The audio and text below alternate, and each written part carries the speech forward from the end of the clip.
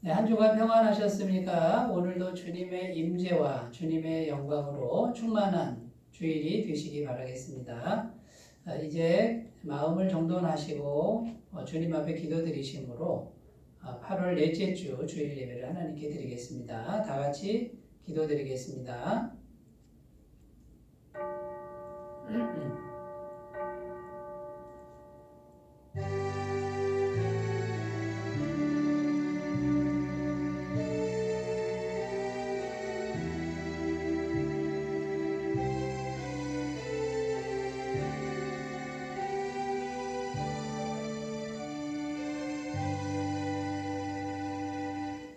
이스라엘의 왕인 여호와, 이스라엘의 구원자인 만군의 여호와가 이같이 말하노라. 나는 처음이요 나는 마지막이라. 나 외에는 다른 신이 없느니라. 하나님은 영이시니 예배하는 자가 영과 진리로 예배할지니라. 아멘.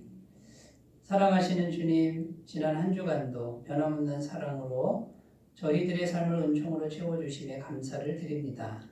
참새와 제비도 주의 제단에서 보금자리를 얻는다고 말씀하신 것처럼 오늘 저희들이 성전에서 평안과 기쁨을 누립니다. 빛되신 주님, 앞으로 나아갈 때 우리 삶의 모든 어두움이 물러가게 하시고 전능하신 하나님을 경배할 때 우리 안에 있는 모든 연약함이 강건함으로 변화되게 하여 주옵소서. 우리가 드리는 찬양과 경배와 예물을 기쁘게 받아주시기를 원합니다. 거룩하신 성령 하나님, 오늘 예배 가운데서도 충만하게 임재하여 주셔서 우리의 예배가 하나님께 상달되는 예배가 되게 하시고 하나님의 응답을 경험하는 귀한 예배가 되도록 도와주옵소서. 시종을 의탁드리며 우리 주 예수님의 이름으로 기원하옵나이다. 아멘. 다 같이 찬송가 36장을 함께 부르겠습니다.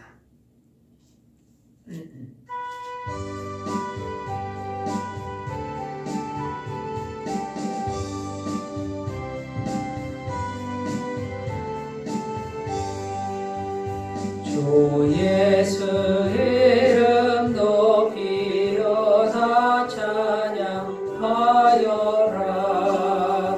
등멸유관을 그려서 마녀의 저 찬양. 등멸유관을 그려서 마녀의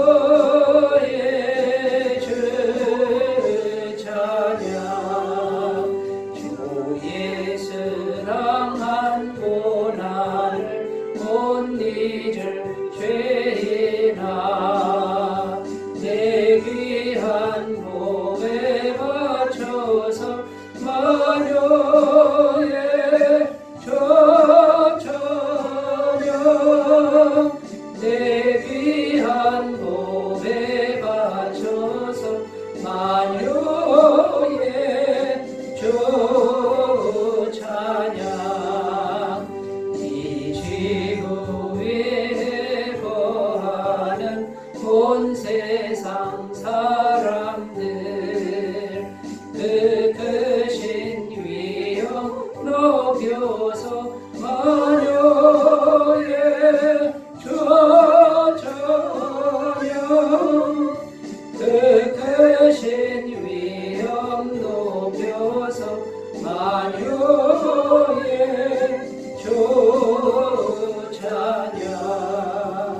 주 믿는 성도가 함께 주 앞에 엎드려 무궁한 노래 불러서 마녀의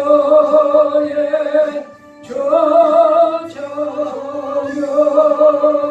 무궁한 노래 불러서 마녀의 저 찬양.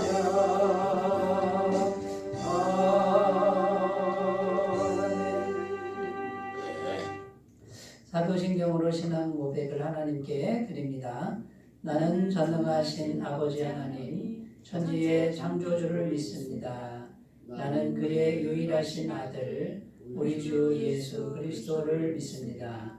그는 성령으로 잉태되어 동정녀 마리아에게서 나시고 본디오 빌라도에게 고난을 받아 십자가에 못 박혀 죽으시고 장사된 지 사흘 만에 죽은 자 가운데서 다시 살아나셨으며 하늘에 오르시어 전능하신 아버지 하나님 우편에 앉아 계시다가 거기로부터 살아있는 자와 죽은 자를 심판하러 오십니다. 나는 성령을 믿으며 거룩한 공교회와 성도의 교제와 죄를 용서받는 것과 몸의 부활과 영생을 믿습니다. 아멘. 네, 오늘 우리에게 주신 하나님 말씀은 구약성경 사사기 1장 1절에서 7절 말씀입니다. 구약성경 360페이지에 있습니다. 사사기 1장 1절에서 7절 말씀입니다.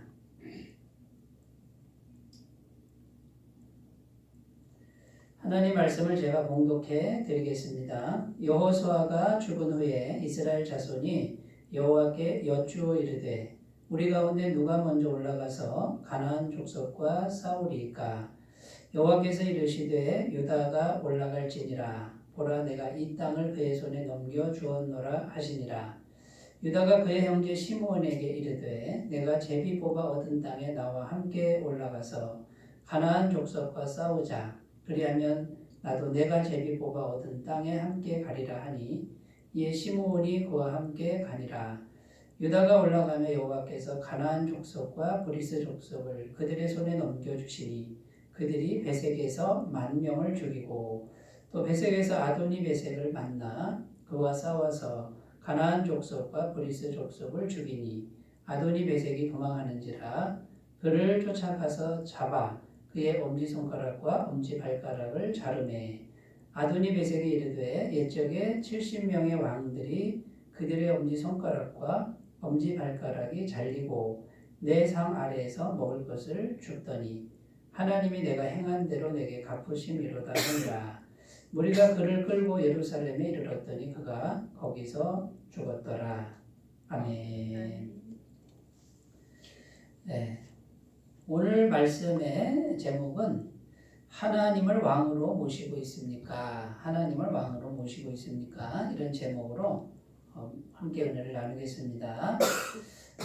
이제 오늘부터 사사기 말씀을 가지고 주일날 이렇게 순서대로 사사기 말씀을 이제 묵상하면서 함께 은혜를 나누려고 합니다.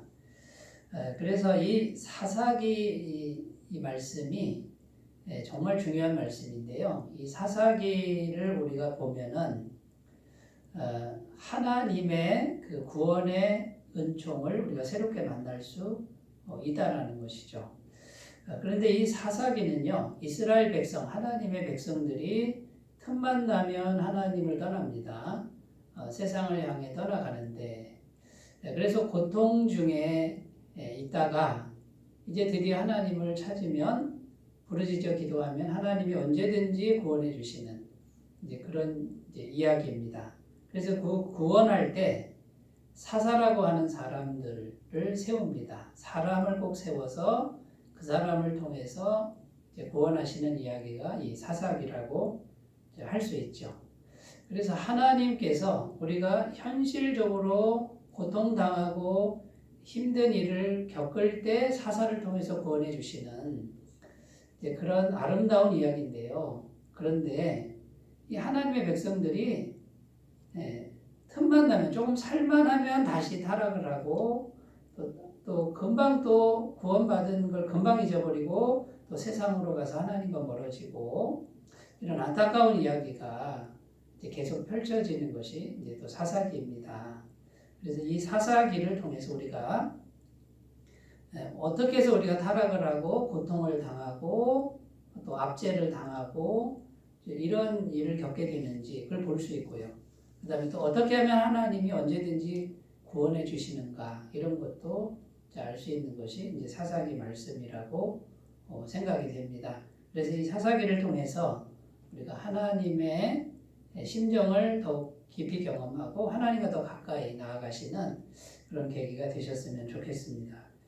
사사시대라고 하는 건요, 여호수아라고 하는 위대한 지도자가 죽은 후에 이제 사울 왕이라고 하는 이스라엘의 초대 왕, 일대 왕이 세워지기 전까지의 기간인데요. 여호수아가 죽은 연도가 BC 1390년이라고 합니다.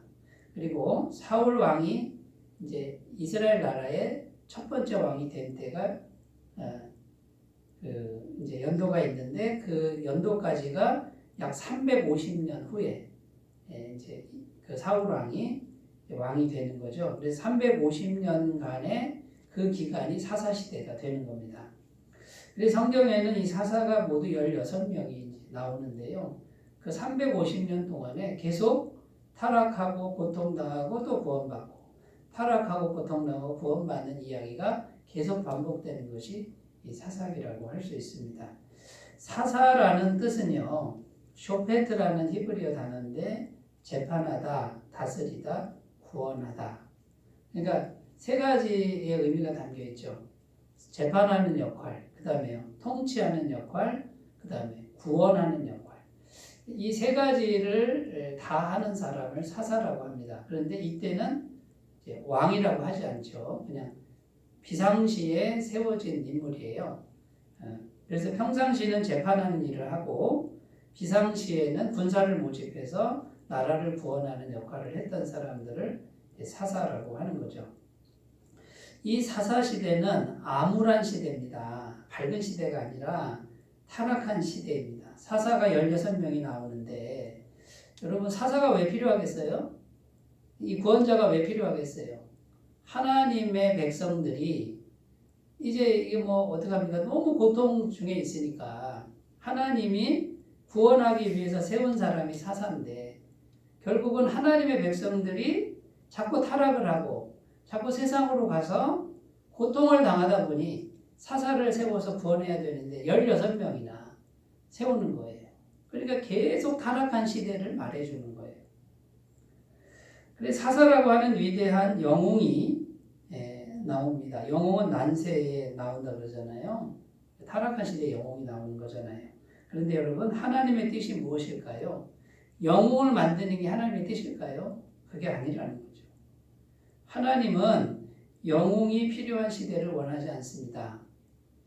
하나님은 하나님의 백성이 매 순간 평상시에 오직 하나님만을 왕으로 섬기기를 원하시는 거예요. 하나님만이 사사가 되고 하나님만이 왕이 되기를. 그러면 어떤 일이 발생할까요? 압제도 없고 고통도 없고 그렇게 하나님이 평강을 주시는 그 은혜가 계속 지속될 텐데 이걸 원하는 건데 하나님의 백성들은 어떡합니까? 자꾸만 세상으로 가고 하나님으로부터 멀어져서 결국 세상 권세의 압제를 당하고 있는 거 다 빼앗기고 고통을 당하는 걸 계속 반복한다는 거죠. 사무엘상 8장 7절 말씀입니다. 여호와께서 사무엘에게 이르시되 백성이 내게 한 말을 다 들으라. 하나님이 지금 사무엘 선지자에게 하는 말이에요. 이는 그들이 너를 버림이 아니요 나를 버려 하나님을 버려 자기들의 왕이 되지 못하게 함이니라. 하나님 백성들 마음에 하나님을 왕으로 모셔야 되는데 하나님을 왕으로 모시는 걸 싫어한다 그 말이에요. 이게 하나님이 하나님 백성들 마음을 보면서 안타깝게 말씀하시는 내용이 바로 이런 내용입니다. 그래서 하나님이 하나님 백성들의 마음에 진짜 왕이 되시면 더 이상 사사시대는 없는 거죠. 타락한 시대는 없고 암울한 시대는 졸업이 되는 겁니다. 하나님 백성들 마음에 왕이 되기만 하면. 그런데 하나님 백성들 마음에 하나님의 왕이 아니고 이 왕을 자꾸 버리고 하나님을 밀어내고 다른 것을 왕으로 세우는 거예요. 세상의 풍요라든가 세상의 가치관이라든가 하나님을 떠나서 멀어져서 자꾸 다른 쪽을 향해 그래서 마음에 채우는 게 왕이잖아요. 그러다 보니까 이 사사시대가 계속 반복된다라는 것이 사사기의 이야기입니다. 자, 그러면 여러분 어떻게 하나님이 우리의 왕이 되십니까? 핵심이 마음이라는 거죠. 누가복음 17장 21절 말씀입니다. 또 여기 있다 저기 있다고도 못하리니 하나님의 나라는 여기서 하나님의 나라가 뭐죠? 나라는 통치 개념이라고 그랬죠. 하나님이 통치하시는 그것이 하나님의 나라인데 그 하나님의 나라가 어디 있다고요? 너희 안에 있다. 우리 안에 있다. 그러니까 여기 마음이 하나님의 통치를 받는 마음. 그러면 하나님이 우리의 왕이 되시는 것이다 이 말이죠.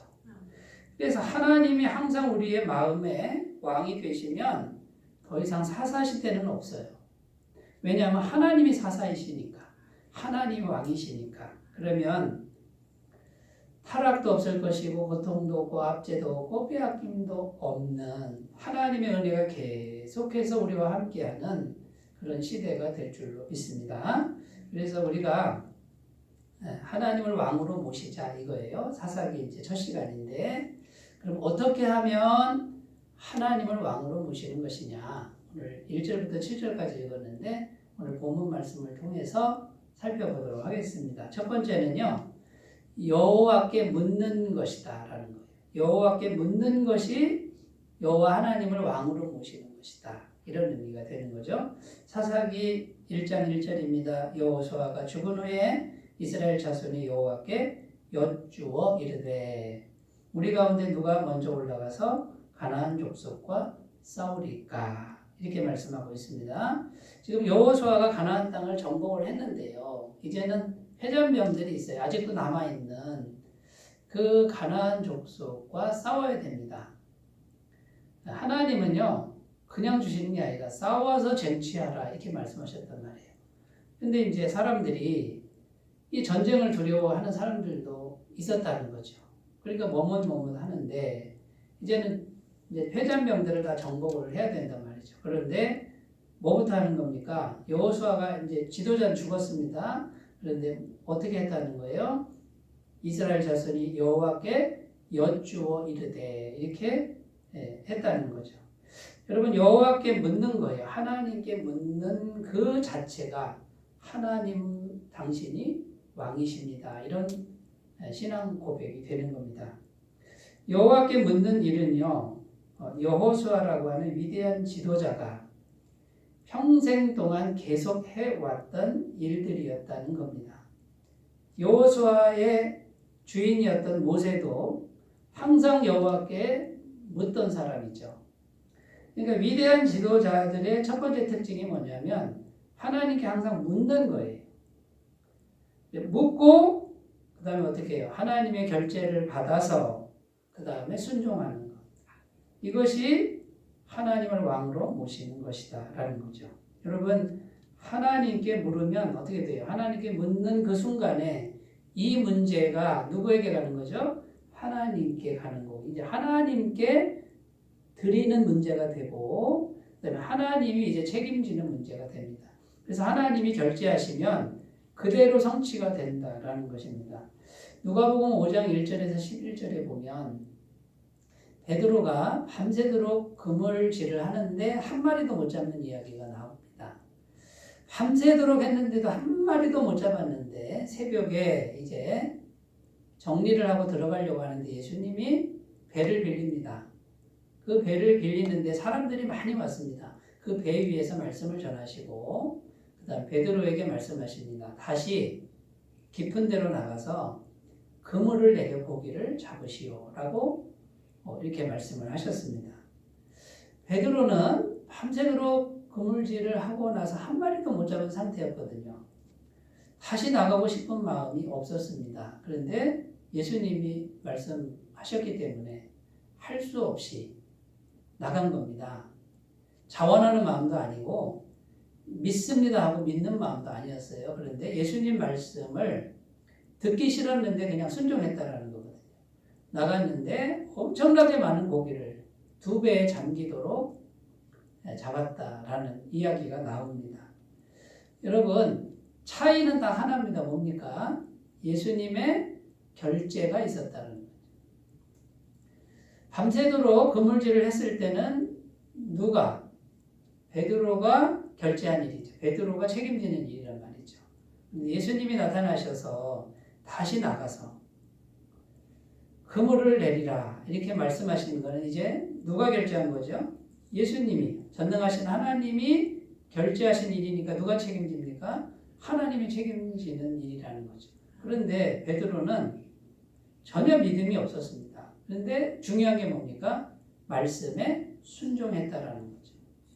하기 싫어도 순종했는데 어떻게 됐습니까? 엄청나게 많은 물고기를 잡았다라는 겁니다. 여러분, 하나님이 결제하면 그대로 되는 거고요. 하나님의 기적이 나타난다라는 겁니다. 자, 성경 말씀은 하나님이 결제하신 말씀입니다. 이 진리를 우리가 믿으셨으면 좋겠습니다. 그럼 성경 말씀대로 하면 어떻게 되죠? 하나님이 책임지는 거죠. 그대로 되는 거죠. 이 믿음이 우리 모두에게 있었으면 좋겠습니다. 성경 66권은 하나님이 이미 결제하신 말씀이고 영원토록 떨어지지 않는 말씀이고 변치 않는 말씀입니다.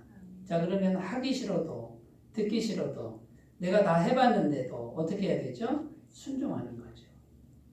여호수아 6장에 가면 여리고성 무너뜨리는 이야기가 나옵니다. 근데 여호수아가 여호와께 묻습니다. 어떻게 해야 됩니까? 그랬더니 하나님이 영감으로 계시하시는데 온 백성이 그 여리고성 난공불락의 요새라 그러잖아요.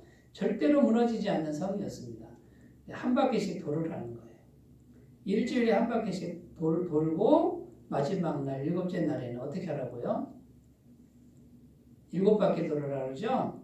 거기에 마지막에 야라고 소리를 치라. 이렇게 주님이 말씀하셨다라는 거예요. 여러분, 인간적으로 봤을 때 이게 말이 안 되는 말씀이거든요. 그런데 누가 결제한 겁니까? 하나님이 결제한 말씀이다. 그 말이에요. 근데 여호수아가 어떻게 합니까? 말도 안 되는 그 말씀을 그대로 순종합니다. 성경은 여리고성이 무너졌다라고 증언하고 있습니다. 이 성경 말씀은 오늘 우리에게도 똑같이 성취되고 이루어지는 말씀으로 꼭 받으셨으면 좋겠습니다. 여러분, 그러므로 이 여리고성 이야기를 통해서도 하나님이 결제하신 거는, 하나님이 말씀하신 거는 하나님이 책임진다. 하나님이 기적과 능력을 베푸신다. 이것을 말씀하고 있는 겁니다. 그러니까 여호와께 묻는 것이, 항상 묻는 것이 이 자체가 벌써 하나님을 마음의 왕으로 모시는 태도라는 거예요. 사사기를 보면 이제 처음에는 여호와께 여쭈어 이르되 이렇게 나옵니다. 그런데 사사기가 계속 진행되면서 이스라엘 백성들이 보여주는 모습은 뭐냐면 묻는 게 없어져요. 더 이상 묻지 않습니다. 자기 소견에 옳은 대로 행하였다라. 이게 계속 반복이 됩니다.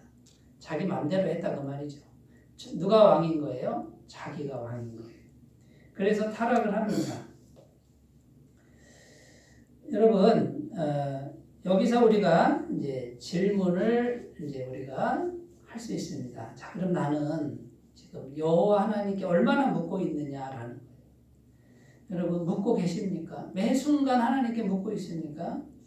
얼마나 묻고 있으며 얼마나 응답을 듣고 있습니까? 우리의 싸움은 열심히 싸우는 싸움 이전에 하나님께 엎드려서 묻는 싸움이 진짜 싸움이다라는 것입니다.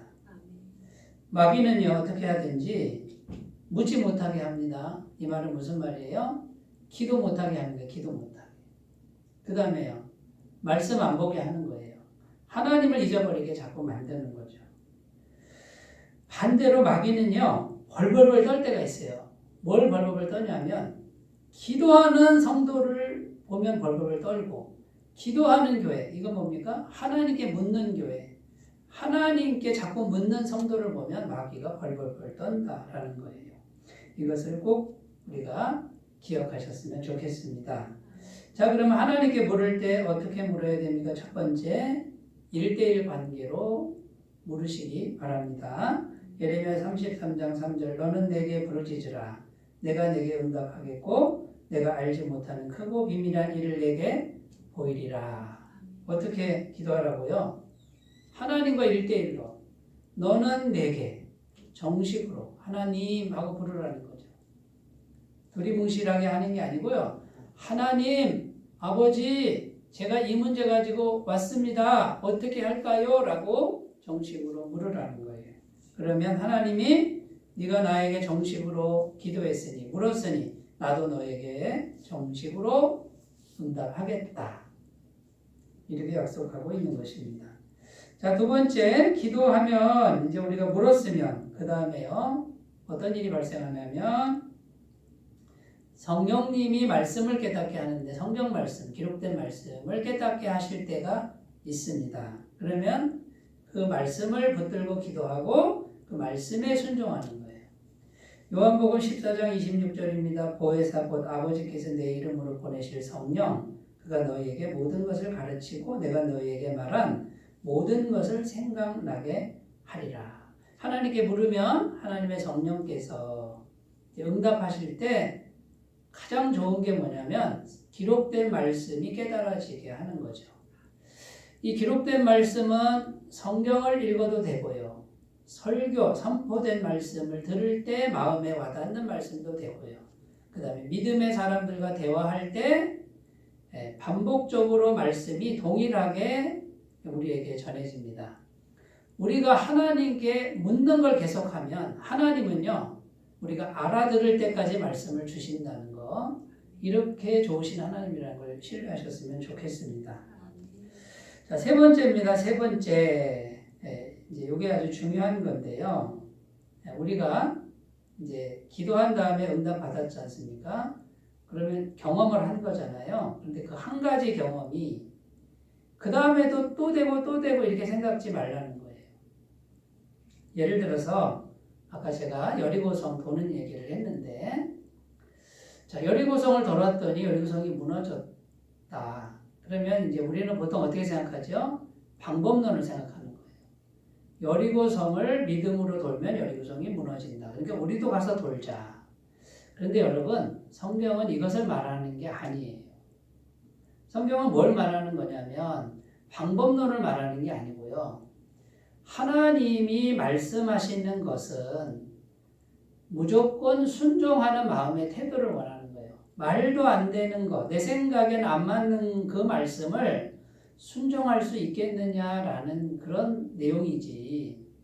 여리고성을 이렇게 한 바퀴 돌고 일곱째 날 7바퀴 돌고 소리를 치면 여리고성이 무너진다라고 하는 그 방법이 모든 문제에 다 똑같이 적용된다라고 말하는 게 아니라는 거예요. 여러분, 그러므로 우리가 자, 어떤 기도 응답을 받았습니다. 그 다음에도 그럴 것이다가 아니고 또 묻는 거예요.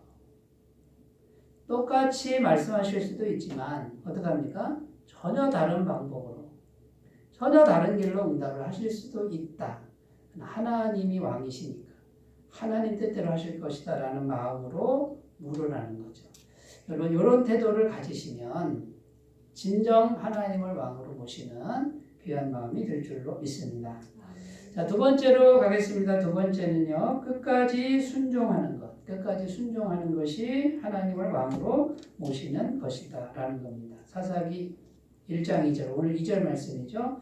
여호와께서 이르시되 우리가 유다가 올라갈지니라 보라 내가 이 땅을 그의 손에 넘겨주었노라 하시니라. 여호와께 물었더니 응답이 왔습니다. 유다 지파가 뽑힙니다. 유다가 먼저 올라가라. 자, 그러면 왜 유다 지파가 뽑혔을까요? 하나님은 왜 유다 지파를 지목하셨을까요? 현실적인 이유는요. 숫자가 많습니다. 유다 지파가 제일 많습니다. 하나님이 유다 지파에 복을 주셔서 자손이 번성하게 했어요. 다른 지파, 웬만한 지파 2배가 돼요. 7만 명 뭐 이렇게 넘으니까요. 7만 5천 뭐 이렇게 됩니다. 그리고 이 유다 지파가 가장 용맹스럽습니다. 그러니까 현실적으로 봐도 유다 지파가 먼저 가는 게 맞습니다. 그런데 하나님이 보시는 건 숫자가 아니에요. 사람의 능력이 아니고 믿음을 보는 거죠. 이 유다 지파에 누가 있냐면 갈렙이라고 하는 믿음의 용장이 있었다라는 겁니다. 이 갈렙은 언제나 믿음으로 행동하는 사람이죠. 갈렙은 여호수아와 함께 광야에서 가나안 땅 정탐꾼으로 12명 중에 들어가는 분이죠. 12명 중에 10명은 가나안 땅을 정탐하고 와서 두려워 떨었습니다. 거기는 거인들이 있어요. 거인들이 안압 자손이 있어서 3m 골리앗 같은 사람들이 실제로 있었단 말이죠. 절대로 우리가 정복을 못합니다. 벌벌벌 떠는 거예요. 그런데 여호수아와 갈렙은 어떻게 말을 했습니까? 아닙니다. 그들은 우리의 밥입니다. 하나님이 함께 하시면 이길 수 있습니다. 능히 정복할 수 있습니다. 불신하게 말을 하지 마십시오. 하고서 말했던 인물이 여호수아와 갈렙인데 그 갈렙이 믿음의 용장입니다. 다른 사람들은 다 광야에서 다 죽습니다. 그런데 여호수아와 갈렙만이 가나안 땅, 약속의 땅에 들어갔다라는 거죠. 믿음으로 들어간 거예요. 믿음으로. 여러분 믿음은 무엇입니까? 끝까지 순종하는 거죠. 갈렙이요. 하나님 말씀이 있으니 끝까지 가봅시다 이거예요. 3m 거인이 있든 군사가 많든 끝까지 가봐야 할 거 아닙니까? 이렇게 말하는 게 믿음이라는 거죠. 그러니까 믿음은 두 가지가 필요합니다. 두 가지가 필요한데 첫 번째가 뭐냐면 하나님을 크게 보는 시각이 필요해요. 하나님을 제대로 보는 시각. 우리의 믿음이 자꾸 이 현실에 갇힐 때가 많죠. 현실만 보니까 우리가 문제에 갇힐 때가 많죠. 문제만 보니까. 그죠? 자꾸 눌리는 거예요. 우리 시각이. 성경의 아브라함은 하나님을 계속 바라보는데 어떻게 바라봤다고요? 죽은 자를 살리시고 없는 것을 있는 것처럼 부르시는 분으로 바라보는 거예요. 로마서 4장 17절입니다. 기록된 바 내가 너를 많은 민족의 조상으로 세웠다 하신 것 같으니 그가 믿은 바 하나님은 죽은 자를 살리시며 없는 것을 있는 것으로 부르시는 이시니라. 여러분 그러므로 우리가 믿음이 필요한데 끝까지 순종하는 믿음 첫 번째는 뭡니까? 하나님을 제대로 바라보는 그 훈련을 하셔야 됩니다. 하나님의 광대하심과 하나님이 얼마나 크신 분인지 얼마나 전능하신 분인지를 자꾸 바라보는 이 훈련을 할 때 우리는 끝까지 순종할 수 있습니다. 자, 두 번째는요. 끝까지 순종하려면은 죽음을 각오해야 된다라는 겁니다. 하나님께 순종하다 죽어버리지 뭐. 망해버리지 뭐. 그러나 나 끝까지 순종할래 라고 하는 각오가 있으면 순종할 수 있는 거예요. 그러면 하나님이 왕이 되신다 그 말이죠. 마태복음 16장 24절 누구든지 나를 따라오려거든 자기를 부인하고 자기 십자가를 지고 나를 따를 것이니라. 자, 현실은 산 밑에 되는 거인들이 즐비합니다. 우리는 메뚜기 같습니다. 키도 작고 무기도 없고 군사도 없습니다. 자, 그런데 하나님 말씀은 뭡니까? 들어가라. 내가 너와 함께 하겠다. 이기게 해주겠다. 두렵습니다. 떨립니다. 그러나 어떻게 해요? 말씀에 순종해서 죽을 때까지 해보지. 죽지 뭐 하고 들어가면 어떻게 됩니까? 끝까지 순종할 수 있는 믿음이 된다라는 것이죠. 예수님이 제자들에게 나를 따라오려면 네 생각 내려놔야 돼. 그리고 너는 이미 죽었다라고 목숨을 내놓고 나를 따라와야 돼. 이 뜻이에요. 여러분, 자, 우리가 왜 자꾸 하나님을 밀어낼까요? 왜 하나님이 왕이 되지 못할까요? 그것은요, 죽지 않으려고 그러니까, 살려고 하니까. 근데 그 사는 방법이 내 계산으로 내 방법으로 살려고 하는 거예요. 그런데 그 방법으로는 사는 길이 아니거든요. 그 방법이 오히려 죽는 길이거든요. 누구든지 살고자 하는 자는 죽을 것이고 죽고자 하는 자는 살 것이다. 하나님께 완전히 의탁을 하면 전능하신 하나님의 손 안에서 우리가 살아날 수 있는데 우리에게 이 믿음이 필요하다라는 것이죠. 여러분 그러므로 이 갈렙처럼 갈렙이 하나님 보시기에 딱 뽑히는 인물 현실적인 이유가 아니라 믿음을 보시고 하나님이 갈렙을 선택한 것처럼 우리가 갈렙처럼 하나님의 선택받는 믿음의 용장들이 다 되시기를 바라겠습니다. 세 번째입니다. 세 번째는 나의 행위를 잘 점검하는 것이 하나님을 왕으로 모시는 것이다. 나의 행위를 점검하는데 누구 앞에서요? 하나님 앞에서 점검하는. 그러니까 항상 하나님 앞에서 자기를 점검하는 건 하나님을 왕으로 모신 것이다 라는 거죠. 오늘 말씀 6절 7절을 읽겠습니다. 아도니 베색이 도망하는지라 그를 쫓아가서 잡아 그의 엄지손가락과 엄지발가락을 자르매 아도니 베섹이 이르되 옛적에 70명의 왕들이 그들의 엄지손가락과 엄지발가락이 잘리고 내 상 아래에서 먹을 것을 줍더니 하나님이 내가 행한 대로 내게 갚으심이로다. 내가 행한 대로 내게 갚으심이로다. 이렇게 지금 고백하고 있죠. 여기 보면 아도니 베섹이라는 이제 왕을 정복하는데 이 사람을 잡습니다. 이제 엄지손가락, 엄지발가락을 잘랐다는 거예요. 여러분 엄지손가락, 엄지발가락 자르면 어떻게 되는지 아세요? 엄지발가락 자르면요 균형을 잘 못 잡습니다. 뛰지도 못합니다. 그러니까 이제 도대체 이제 군사로서는 생명이 끝난 거예요. 완전 장애인을 만들어 놓은 거죠. 그런데 이 아도니 베섹이 고백을 하는데 내가 옛날에 70명의 왕들을 촉수고 그들의 엄지손가락, 엄지발가락을 잘랐더니 행한 대로 내가 보응받는구나.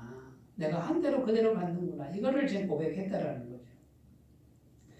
여러분 성경에 나오는 진리 중에 하나가 뭐냐면 하나님은 행한 대로 갚으시는 분이다라는 거예요. 근데 그 아도니 베섹이 행한 그 엄지손가락, 엄지발가락을 자른 행위는 여러분 어떻게 생각됩니까? 이건 굉장히 악한 거 아닙니까?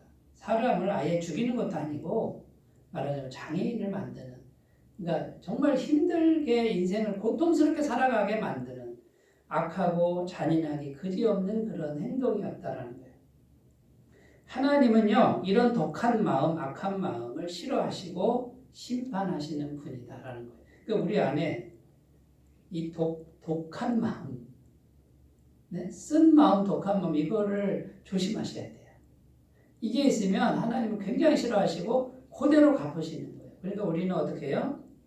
항상 부드러운 마음, 용서하는 마음. 원수 갚는 거 어떻게 하라고요? 맡기라 그러잖아요. 자, 그래서 우리가 이제 행위를 점검해야 되는데 마음과 내 행위를 점검해야 됩니다. 누구 앞에서요? 하나님 앞에서. 그래서 우리가 이제는 내 행위를 점검해야 되는데 그 이제 원칙을 한 5가지 정도만 한번 말씀드려 보겠습니다. 첫 번째는 남에게 대접을 받고자 하는 대로 남을 대접하라. 자, 내가 지금 남에게 대접받고 싶죠? 그럼 대접받기를 그냥 기다리지 말고 어떻게 하라고? 내가 적극적으로 먼저 대접하라. 마태복음 7장 12절입니다. 그러므로 무엇이든지 남에게 대접을 받고자 하는 대로 너희도 남을 대접하라. 이것이 율법이요 선지자니라. 율법이요 선지자는 구약 성경 전체의 이야기가 이 이야기다 그 말이에요. 그러니까 쉽게 얘기해서 너 남한테 대접받고 싶지? 그러면 네가 그걸 먼저 대접해 이거예요. 자, 두 번째는요. 내로남불을 점검해야 돼요. 내로남불이 뭐냐면 내가 하면 로맨스고 남이 하면 불륜이다 그 말이죠. 무슨 말입니까? 내가 하는 건 다 정당화시키고 남이 하는 건 다 잘못했다 그러는 거죠. 내가 봤을 때 내가 막 손가락질 합니다. 아이고 저렇게 해서 되겠어 하는데 내가 그걸 하고 있는데 나는 아무렇지도 않은 거. 이게 내로남불이에요. 여러분 이런 행위들을 하는 사람들이 있죠. 많죠. 그런데 여러분 우리 이걸 점검하라는 거죠. 마태복음 7장 4절 5절 보라 내 눈 속에 들보가 있는데 어찌하여 형제에게 말하기를 나로 내 눈 속에 있는 티를 빼게 하라 하겠느냐. 외식하는 자여 먼저 내 눈 속에서 들보를 빼어라. 그 후에야 밝히 보고 형제의 눈 속에서 티를 빼리라. 자기가 하는 행동은 전부 잘못됐는데 자꾸 남한테 뭐라고 하는 이런 분들이 상당히 많다라는 거죠. 우리는 하나님 앞에서 그런 부분이 없는가 점검하시라는 겁니다. 세 번째, 악은 이름도 부르지 말라고 말씀합니다. 이제 우리 언어 사용인데 좋은 말로 하라는 거예요. 에베소서 5장 3절 음행과 온갖 더러운 것과 탐욕은 너희 중에서 그 이름조차도 부르지 말라. 이는 성도에게 마땅한 반이라. 자, 안 좋은 얘기를 해도 어떻게 해요? 아름답게 아름다운 언어를 써서 표현할 수 있어요. 얼마든지. 여러분 모양 흉내도 내지 마세요. 이게 성경이 가르침이에요. 네 번째, 하나님께 보복을 맡기라는 거예요. 로마서 12장 19절 내 사랑하는 자들아 너희가 친히 원수를 갚지 말고 하나님의 진노하심에 맡기라. 기록되었으되 원수 갚는 것이 내게 있으니 내가 갚으리라고 주께서 말씀하시니라. 여러분 하나님이 하시도록 기다리는 거예요. 내가 하면 어떻게 되죠? 악을 만들 뿐이라 성경이 이렇게 말하고 있습니다. 우리는 누구에게도 우리 스스로 원수를 갚을 자격이 없어요. 우리는 다 죄인이기 때문에. 그러니까 우리의 문제를 하나님께 맡기라는 거죠. 근데 내가 갚으면 어떻게 돼요? 내가 갚으면 또 원수 갚는 게 또 나한테 또 옵니다. 근데 하나님이 갚으시면 어떻게 돼요? 거기서 끝나는 거예요. 아름답게 마무리가 되는 것이죠. 5번째입니다. 항상 예수님의 십자가를 바라보라는 거죠. 왜 그렇습니까? 예수님 십자가를 바라볼 때 우리의 행위가 어떻게 되죠? 죄사함을 계속 받는 거예요. 하나님 앞에서 죄가 사해지니까 더 이상 하나님의 보응하심이나 저주가 이제 사라진다라는 거죠. 계시록 20장 12절입니다. 또 내가 보니 죽은 자들이 큰 자나 작은 자나 그 보좌 앞에 서 있는데 책들이 펴있고 또 다른 책이 펴졌으니 곧 생명책이라. 죽은 자들이 자기 행위를 따라 책들에 기록된 대로 심판을 받으니. 여러분, 하나님이 지금 책에다가 우리의 죄의 목록을 다 기록하고 있대. 우리가 만약에 예수님의 십자가를 바라보지 않으면 이렇게 심판을 받아야 돼요. 그러나 생명책으로 옮겨졌다는 거죠. 왜요? 죄가 다 사해져서 옮겨졌다라는 거예요. 그러니까 여러분, 예수님의 십자가를 항상 바라보는 그 삶의 습관을 들이실 때 하나님의 은혜가 마르지 않을 줄로 믿습니다. 여러분, 그러므로 행한 대로 내가 한 대로 보응받는 거예요. 이거는 망고불변의 진리예요. 그러니까 우리는 어떻게 합니까? 하나님 앞에서 나의 행위를 점검하는데 항상 하나님을 의식하는 이것이 하나님을 왕으로 모시는 일이다라는 거죠. 여러분, 사사시대를 통해서 하나님을 왕으로 모시는 훈련, 그 마음을 아주 굳게 가꾸시고 기르시는 귀한 은혜가 있으셔서 하나님의 복을 계속해서 받을 수 있는 귀한 삶이 되시기 바라겠습니다. 기도합니다. 하나님 아버지 은혜와 사랑을 감사드립니다. 우리 마음에 하나님을 왕으로 모시는 것이 무엇인지 우리가 더 깊이 찾을 수 있도록 인도해 주옵소서. 예수님의 이름으로 기도드립니다. 아멘. 찬송가 292장 함께 부르겠습니다.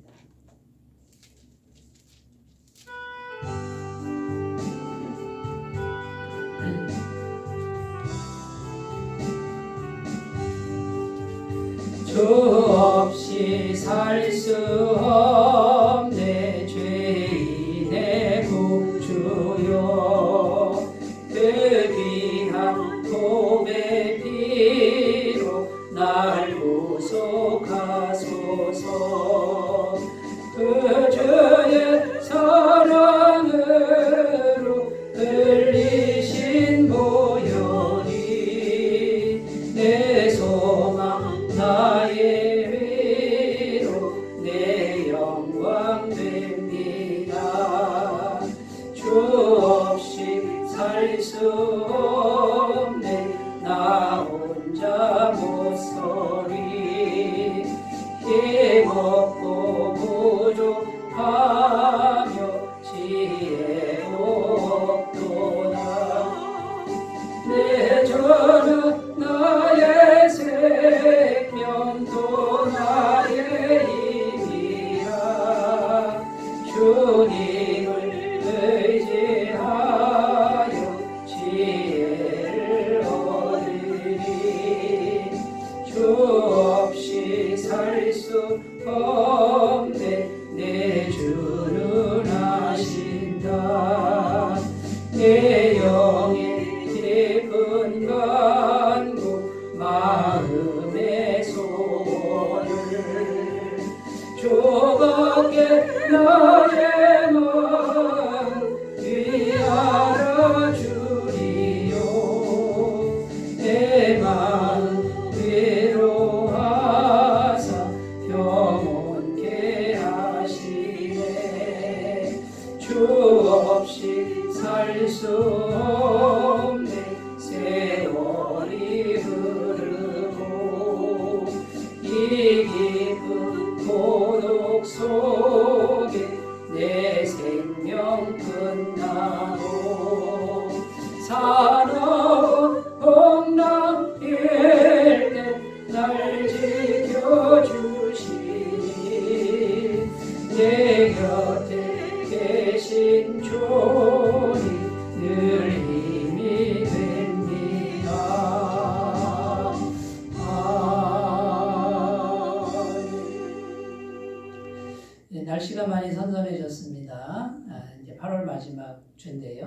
새로운 마음으로 9월 첫 주를 준비하시는 귀한 은혜가 있으시기 바라겠습니다. 이제 찬송가 383장 부르시고 축도로 예배를 마치겠습니다.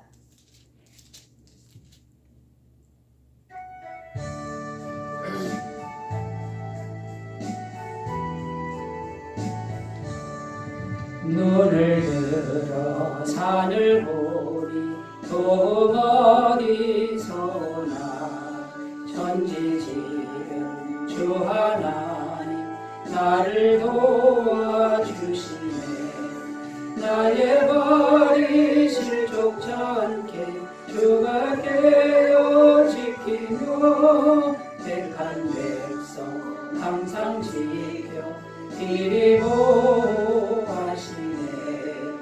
도우신 하나님 내게 그늘 계시니 낮의 해와 밤의 달이 너를 상치 않겠네.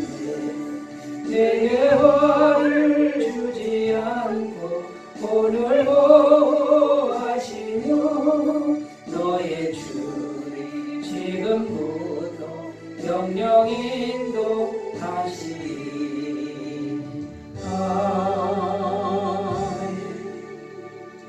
이제는 우리 주 예수 그리스도의 은혜와 하나님 아버지의 사랑하심과 성령님의 교통하심이 오직 하나님을 왕으로 모시기로 새롭게 결단하며 날마다 순종하기를 원하는 주의 백성들을 위해 지금부터 영원토록 함께 하시기를 간절히 축원하옵나이다. 아멘.